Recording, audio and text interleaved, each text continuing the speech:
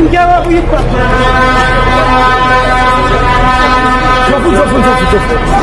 Zofu Mr. Elephant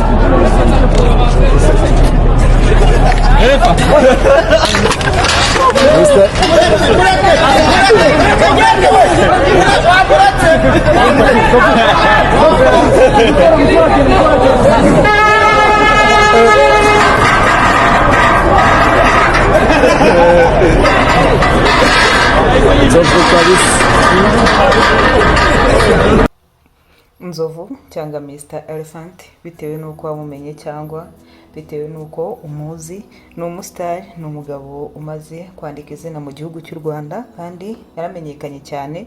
Yongeye gukora rero hagashya cyangwa yongeye kugaragaza yuko ari umunyadushya. Ni muri match yabaye yahuzaga Rayon Sport ndetse n'ikipe ya Young Africans, aho Young Africans yatsinze Rayon Sport ibitego 3-1.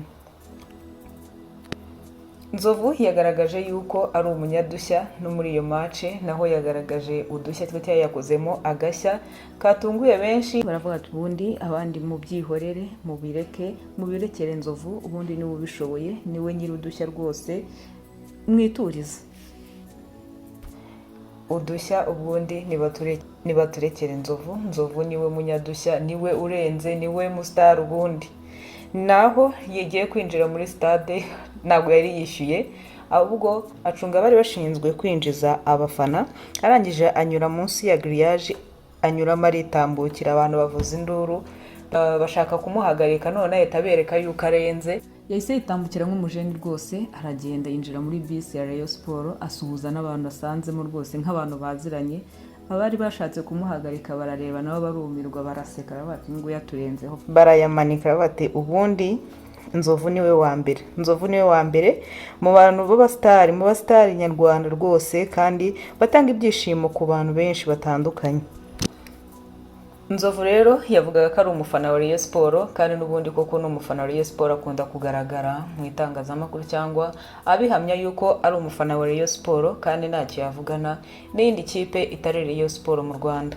Rero yongeye kwandika amateka nyine ubwo yacaga munsi ya grillage, aho n'abandi bantu bajya bahanyura cyangwa hatanyurwa abantu, ahubwo abantu ubundi abajya kureba umupira banyura mu marembo yabugenewe cyangwa akwiriye. Ariko Nzovu we nk'umunyadushya n'ubundi dusanzwe tuzi ko we ibye ari udushya rwose, ari umuntu Imana atwereye kugira ngo ajye atwisekereza cyangwa abe umuntu utanga ibyishimo ku bantu. We yahise yinyurira mu munsi ya grillage, aritambukira yegera muri stade, arinjira ajya kureba match, aritambukira nk'umujeni rwose.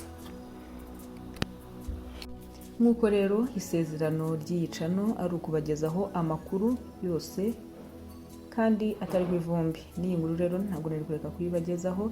Ni muri urwo rwego rero mbasaba ngo niba uri mushya ugeze kuri iyi sheni, ntiwibagirwe gukora subscribe, ubundi urebe ngo inkuru zose tuzajya tuzibonera ku gihe, kandi twibanda ku myidagaduro. Wakoze rero, reka dusubire no mu bindi biganiro.